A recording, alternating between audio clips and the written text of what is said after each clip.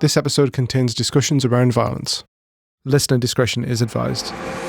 Welcome to Stories of Hope, real honest stories of transformation, brought to you by Junction 42.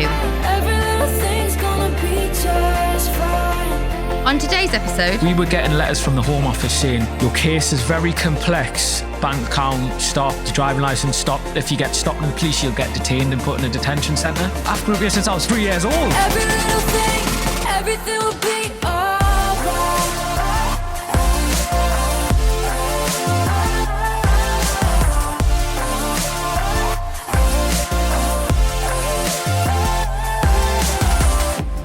Hello and welcome to Stories of Hope.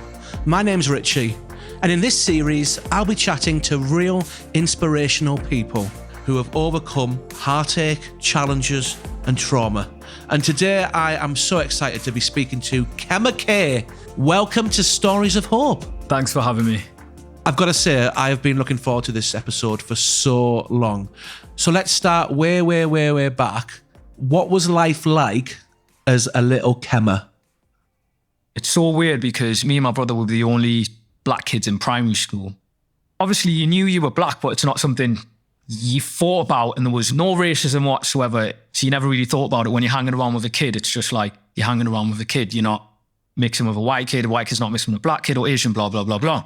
I don't think you see it at that age either. Like, they don't, because obviously there is like a difference physically looking at someone, but as in, we're all just human beings, and that's kind of how it should be. That's why kids are so innocent. They don't look as in like, oh, here's my black friend from here. They just say, here's my friend. Yeah. And vice versa. And if we kind of had that mentality anyways, as adults or going through school, like things would probably be a better place. So I never really started to deep I was black until I went to secondary school. So you were white in primary, and you turned black in secondary. Yeah. I was like, do you know, because everyone keeps reminding you, like, oh, right, I guess I'm black. You wake up one morning, like, right, guess I'm different. And I think that for me anyways, that was difficult in terms of, because you're just trying to get through life. Did you ever have much bother at school? Now, remember there was this lad, he was like, my mom told us that, and he believed that they get brought to this country and then the government's like, right, here's a business, you get that, here's a BMW. So that's what some of these kids generally believed. And I think, belief is so powerful. So obviously you can understand what would come with that on when they're looking at you and instantly they're just thinking, what have you been given? But the scale of that was massive. Gosh. And I find as well, generational, my granddad was a massive racist. He would say stuff like, well, look at Crime Watch UK last night. And you're like, Granddad. And he's been brought up from that. It just becomes the norm, doesn't it? It does. And it's, I think that's where it becomes mad because, say, for example, talking about Crime Watch, you see someone black or whatever doing something on Crime Watch or whatever, and you're like, yes, every single person of that skin colour is exactly like that. Yeah. That's where it becomes difficult because you get boxed. And sometimes even when I'm doing interviews and, obviously with a day of everything what's going on with the media, shedding more light on racism and things like that. And then people are like, oh, so, what's it like for you to be black? And I'm like, I'm not the spokesman for black people. Do you know what I mean? Like if I said to you, but what's it like to be white? What would you'd be like, well, he has a different experience to me. You wouldn't think of it that way, but then you get put in this box where, every single black person goes through the exactly same thing. They have the same, and it's like, not like in here, I have a Geordie accent. If I spoke to someone from London who's black, he would have a totally different experience to me, totally two different worlds. But because we share the same skin color, then instantly we're boxed. Or he goes and stabs someone, he goes and does something, so instantly I supposedly do that or whatever. And that's where it becomes a bit like, there'll be times you're crossing the road. Well, not so much now, but when I was younger, you'd see an old lady and she'll cross the road. You think it's just a system. And obviously with the media, it takes a lot of, you have to really analyze things or analyze how you're thinking or how you're taking things. And that's a hard thing to do anyway. So people they just go about the day. Do you know what I mean? And I think some of it's like life experience as well. I don't live in the best neighbourhood, but there's a drug problem where I live. kids will sit at the bottom of the street with their hoodies up and nobody will think anything about them at all. If it was black guys with hoodies up, There'll be a BBC project about it. Oh, black problem, gangs. But there's gangs everywhere. Absolutely. But again, that's just a massive topic, isn't it? yeah, that's another podcast for another day. Flipping heck, that got deep really quick. God, we're only like, what, 5 minutes in? Whew. Right, shall we move on? Yeah. Whereabouts did you actually originally come from? Where were you born? Okay, so originally from Zambia, came to the UK when I was 3 years old. My dad came here to study to become an architect. Me and my mother, my brother followed him, I think, a couple of years after he was here. My mother ended up going back to Zambia, and she died when I was 14 years old. She had appendicitis and her appendix burst. If she was actually in England, she would have been all right. She would have survived, yeah. And then my brother kind of got into drugs and things, ended up having mental health issues, ended up getting sectioned. So there was kind of this thing of like, okay, if we go back to Zambia, what are we going back to? Because my brother's now stuck in hospital and mum's no longer here. So what I'm getting from this in the first couple of minutes that I've spoke to you is that you were pretty much the golden child. Yeah, do you know what? They're well, we're coming to that bit. So I would say when I was young, I was very much, yes, dad, yes, mum, following all the rules.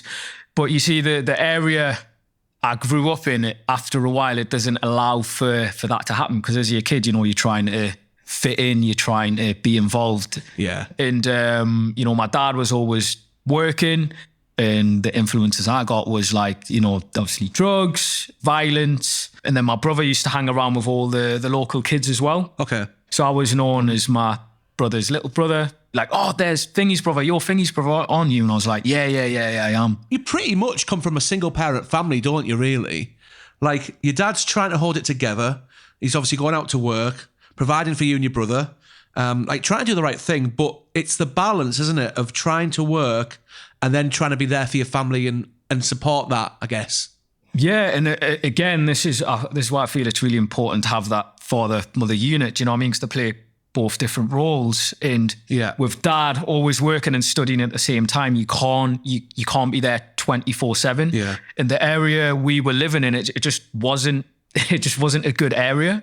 So it's almost like inevitable that you become your surroundings, don't you? Like, on that, did you ever get into trouble? Did you ever see anything which you kind of wish like you hadn't? Basically, put it in a nutshell, the people I used to hang around with used to do a lot of very horrible things. I'm walking with a group of kids. I don't know if people still drink like Bella Brusco. Bella it was called. Walking past, and he's like, watch this. Smashes it across someone's face pouring of blood. Everyone's in the groups laughing. So I'm like 13, 14 at this time. And these are people who I'm with almost every other day. Who you're looking up to. Who I'm looking up to. And everyone's laughing. And I just don't know how I feel about it. It's almost like my brain didn't work. Is this wrong? Is it right? Obviously, you're going to church, but you don't understand. You don't even believe God's really just doing what you're told because you're a kid. So you can kind of imagine the things I experienced to then being involved around stuff like that. So at what point did you kind of break free from that? There must have been like a turning point, was there? So what kind of got me out of that, I remember I used to write a lot of poems and stuff about what I was going through and how I was feeling. And then that turned into raps. I was speaking to someone, they were like, oh, there's a youth project and we need a rapper. Ended up going there, ended up being in like this rap group. We looked like GLS, but the rap version of that. If you remember, that was really weird. Yeah, I remember GLS. So we looked like the rap, but we were the rap version of that. Like everybody in love. Like, yeah, if you heard some of the songs, you would laugh. So I was in that for a bit, and then we ended up doing a show in London, and we ended up getting this like record deal on the table, and that was the first time when I was like, something can happen here. When this deal came on the table, it was the first time I was like, right, I got a sense of value. This is what I want to do. Okay. Obviously, I can only tell you looking back now, but it was almost like I felt like there was no one there to sit and tell me, I think maybe you shouldn't be hanging around with this person, or I think you shouldn't be doing this. I just felt someone was direct to me, and obviously now I looked at that, I know that's God. Yeah, when you hear my voice, you feel my pain. It's not a mystery, but when I use it, I know it's not in vain. I'm here to make history. I've been down, I've been up, but it's all the same. It's not an epiphany, but just know I still can make it rain. And that's my victory. I feel heartless when life made me feel like it's all I got traumas that makes me live life, got it, but I try. I came so far. If you knew where I started. Yeah, I fly. I'm so fly. I've been waiting, I stay patient. I've been down in the basement. All the hours I put in to say I work hard is an understatement. How I manage to balance it with all the things I'm facing. It's a never-ending road. When I get it, I keep chasing. No colors from my mother, she down in the grave. Someone teach me how to love, cause I grew up on hate. Yeah, I change. I blame myself, that's my mistake. I'm a winner, I'm a king, and no one can take that away. The youth project was saying they own the rights to the music because we were recording in there, even though it was a charity. And the producer who was working within that charity getting a salary was saying, well, I own the beats because he made them. And then the record company were like, we can't be asked to do it. Let's drop them. We got dropped, band split apart. So now I'm like, there's no God. Everything in my life just went wrong. I've been waiting, I stay patient. I've been down in the basement. All the hours I put in to say I work hard is an understatement. How I manage to balance it with all the things I'm facing. It's a never-ending road. When I get it, I keep chasing. No colors from my mother, she down in the grave. Someone teach me how to love, cause I grew up on hate. Yeah, I change. I blame myself, that's my mistake. I was almost telling God, I was like, whatever I've done, what would you expect? Should have put me in a good neighbourhood. Then I was sort of blaming God for my situation. And then I just had a voice in my head saying, go to college. So I was like, right.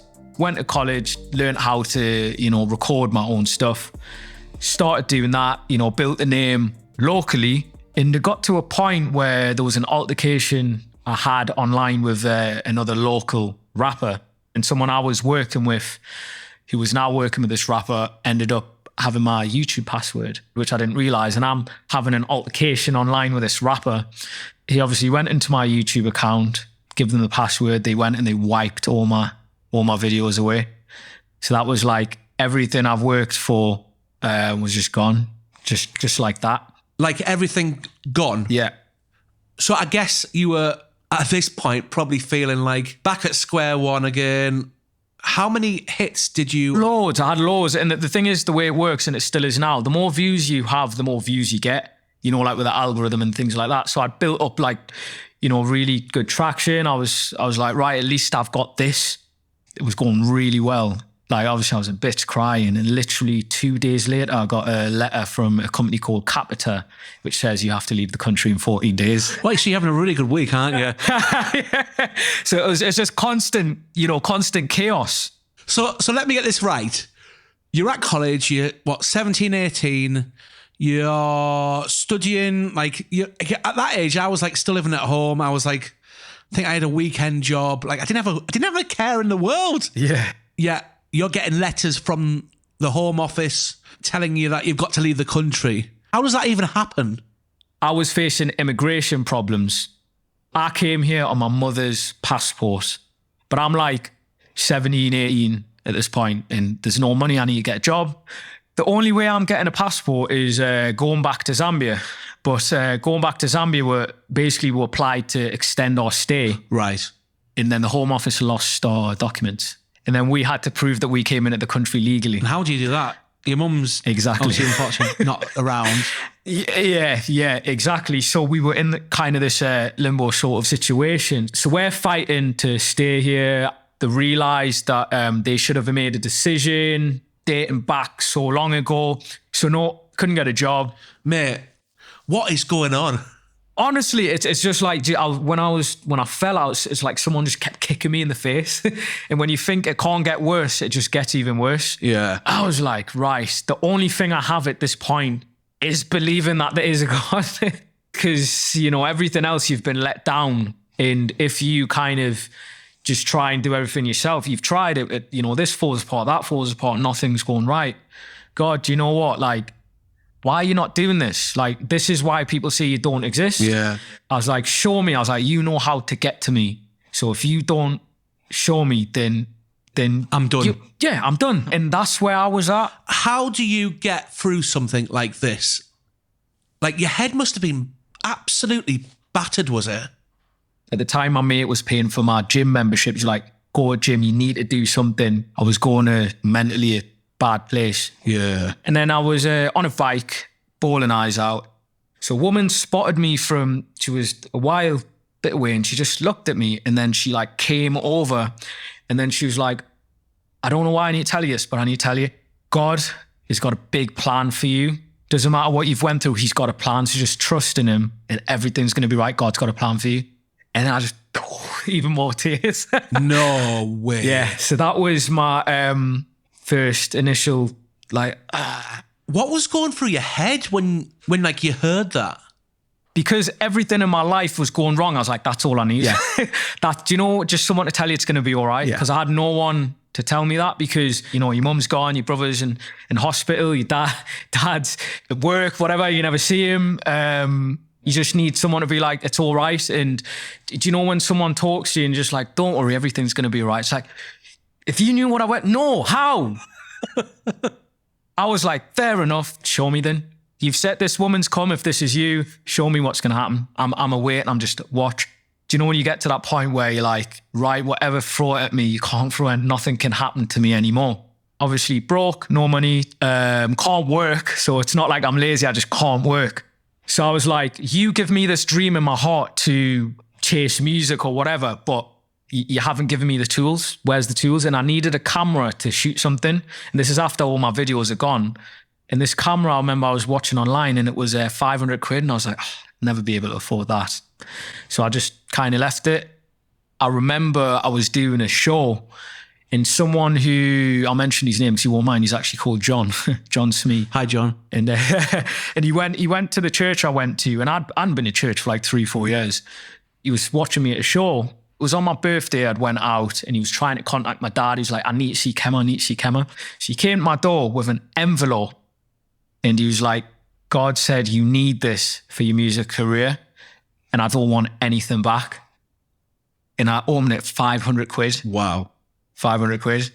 So then that was that thing of like me constantly like, well, if you showing me another thing. And I was like, aye, okay, I guess you are. The woman going, oh, I believe God's got great things for you. You could go, yeah all right, Yeah. Uh-huh. Like, anyone can say that. Yeah. But the fact that it was 500 quid. I couldn't deny that. And at that point, even though my life was going bad, I couldn't deny his existence.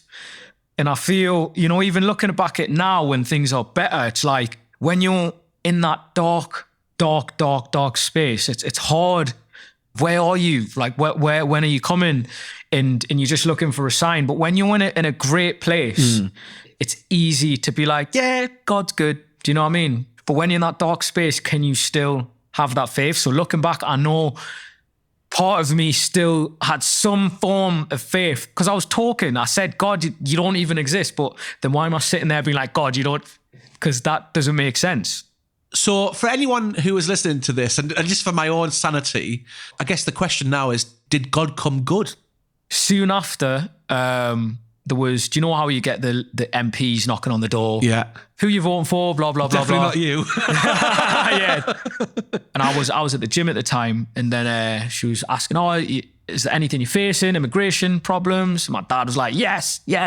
We were getting letters from the Home Office saying, prove that you came here legally. And then getting another letter saying, your case is very complex. We're going to look into it, but we can't give you a time scale. Come back, prove you came here legally. Another letter, leave the country in 14 days. You're on edge, because if you don't leave, you get your bank account stopped, your driving license stopped. If you get stopped in the police, you'll get detained and put in a detention centre. And I'm thinking, I've grown up here since I was 3 years old, This is home for you, not... Exactly, not back home. Yeah. This was home for me. All my experience, everything, I grew up here. So your MP was just like literally randomly knocking? She was knocking on doors by chance. Do you know what I mean? It's usually like representatives of that person. But for some reason, she was there that day knocking on doors. And at that time, we had 3 more days and then we had to leave the country. She wrote to someone higher up. And then she was like, why is this happening? They've done everything right. And then we got an apology from the Home Office and a free visa. I bet that was a weight off your shoulders as well, though, was it? It was still almost just I'd be like, actually, you know what? Yeah, I want compensation for this. To put this into perspective, I only became a British citizen 2 years ago. That's crazy, isn't it? And I've been here since I was 3 years old. And I'm 29 years old. I was fighting for my freedom in this country, but not anymore. I used to let them think that they could just holler me, but not anymore. When I jump on a set, I can switch it up anytime. Yeah, I got different flows, make so many moves behind the scenes and the low. Make sure nobody knows, stay scheming circles, small like a Cheerio. And the rest are ghosts, and the ones who turn their back on me, I wish you the best, let's see how it goes. I'm lying in the jungle, hear me roll, no I don't do silent. Example, it's funny cause all I see now is the blind, and I'm sipping my tea and I'm minding my business. It's about timing, that's why you see me climbing like Jay Hustlers, no denying. They used to count me out and that used to bother me, but not anymore. I used to be so broke so they could just stunt on me, but not anymore. I was fighting for my freedom in this country, but not anymore. I used to let them think that they could just holler me, but not anymore. They used to count me out. I used to be so broke. I was fighting for my freedom in this country. I used to let them think that they could just holler me. So I rap, sing, I songwrite, I act, I write plays, I run my own studio, I'm a workshop leader, and I'm also into property. I own 3 properties. Locally, people know who I am. I mean, I was in a film. Daniel Blake played China, the one who's selling trainers. Obviously, that won a BAFTA and things like that. Yeah. You know, the attention I got from that was crazy. How did that come around? Got an email about being an extra. I was like, oh, great, that sounds fun. And I remember this was soon after my videos got deleted. And then I got the camera. So I was just saying yes to everything, yes. Everything, something I was like, yes. And then the agent rang me from the extras agency and she was like, oh, you seem to be really committed. Thank you for doing that. A lot of people say yes and they cancel. I would like to put you up for actual parts. Wow. And then when Ken Loach came to the city, he was looking for someone like me. Because there was this thing on the site where every time you updated it, you went to the top. So you were like every day I'd go up, I'd just update, like I'd even like take away something and just so I was make sure it was at the top. So he went on that extras agency site. He's like, oh, I seen this black lad. Could we get him to go in? The way Ken Loach works is, well, when I'd done it anyways, he didn't tell you what you were auditioning for. Right. Because he casts real people rather than... people playing a part. Yeah, or people from drama school or, you know. And it was the casting director and she was just asking about, you know, where I grew up, you know, what I'm into, my ambitions, blah, blah, blah, blah. Second audition, I was like, what am I doing? I was in with Ken Loach and a couple of other actors. And Ken Loach is there with a camera. But it's funny, I knew who he was, but I didn't really know who he was, if that makes sense. Like, and it's probably best, I guess, at that point with all the nerves that you actually didn't know who he was. I'm glad I didn't. I'm so glad I didn't. And then there was another audition call back. And I remember before going, I wasn't going to go. Okay. Because I didn't have money to get there. So I was like, look, I'm not coming unless I get some travel expenses paid. And like, yeah, we'll give you a tenner to come to the audition. And I lost the tenner and I was gutted. I was like, oh, like I needed that. So after I left the audition, I came back to it and I was like, don't mean to be rude, but do you know that tenner you give me, I lost it. I was like, is it in the room? Can I have a look? So I'm sitting there looking for this £10 in the room and they're all smiling, but they don't realise my situation is like, actually, I really need that because I'm walking home now. And then he looked at me and he's like, Kema, he called me Kema at the time. And I say, yeah, he's like, and he winked at me. He's like, I'll see you soon. Didn't think nothing of it. And then they called me and they're like, you've got the pass. Just to put it into perspective, I have no experience of acting training. You know, all North East actors went for that role. Here's just me with no experience from the West End in Newcastle, and then I got the role. Do you think that's opened other doors up? Yes. Was that? Yes. Do you think that was the? Yes. Was that the moment? Yes, that was the moment, and I came back to that woman. She's like, God's got a plan for you.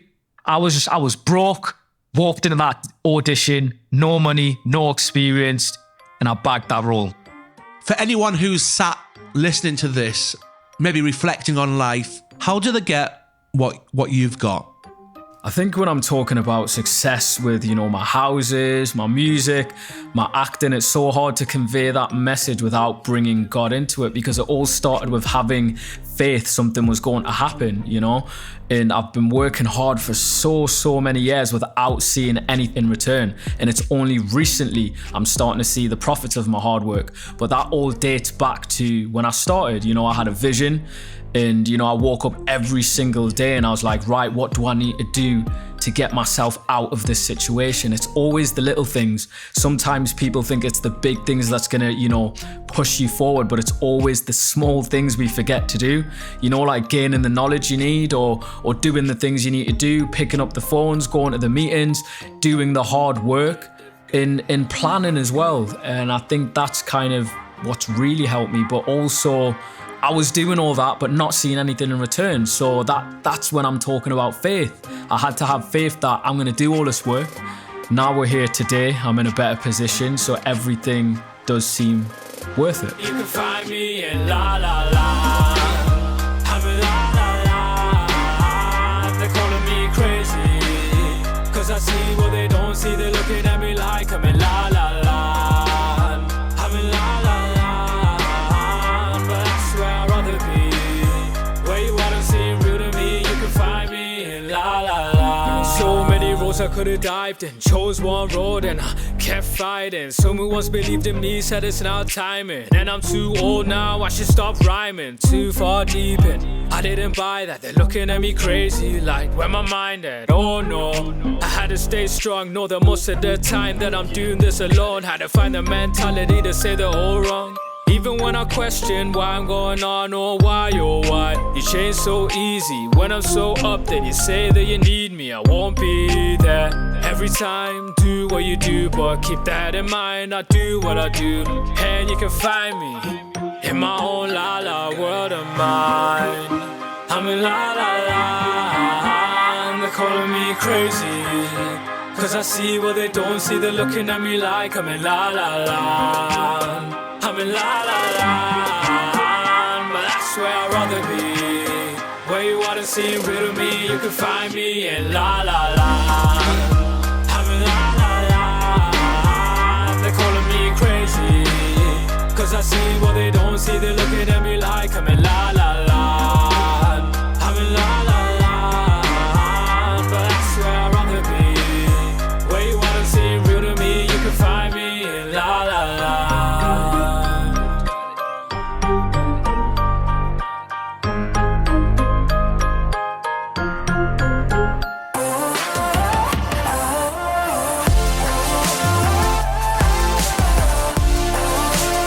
This has been a UCB podcast in partnership with Junction 42.